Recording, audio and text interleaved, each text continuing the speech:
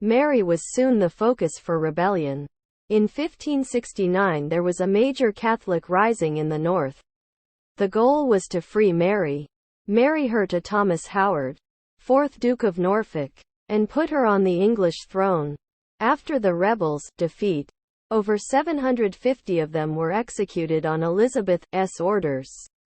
In the belief that the revolt had been successful, Pope Pius VI issued a bull in 1570, titled Regnans in Excelsis, which declared Elizabeth, the pretended Queen of England and the servant of crime, to be excommunicated and a heretic, releasing all her subjects from any allegiance to her.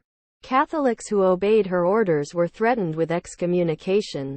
The papal bull provoked legislative initiatives against Catholics by Parliament, which were, however, mitigated by Elizabeth's intervention.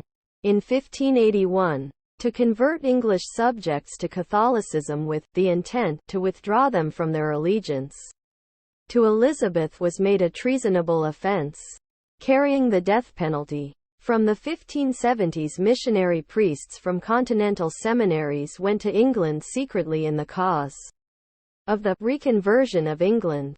Many suffered execution, engendering a cult of martyrdom.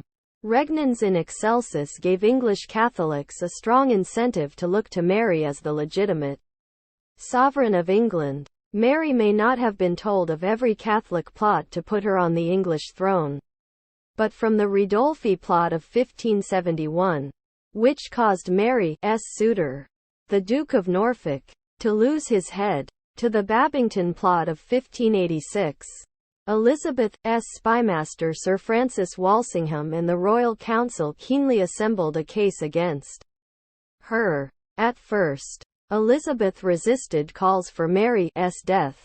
By late 1586, she had been persuaded to sanction Mary's trial and execution on the evidence of letters written during the Babington plot. Elizabeth's proclamation of the sentence announced that the said Mary, pretending title to the same crown, had compassed and imagined within the same realm diverse things tending to the hurt, death and destruction of our royal person. On the 8th of February 1587, Mary was beheaded at Fotheringhay Castle, Northamptonshire. After the execution, Elizabeth claimed that she had not intended for the signed execution warrant to be dispatched, and blamed her secretary, William Davison, for implementing it without her knowledge. The sincerity of Elizabeth's remorse and whether or not she wanted to delay the warrant have been called into question both by her contemporaries and later historians.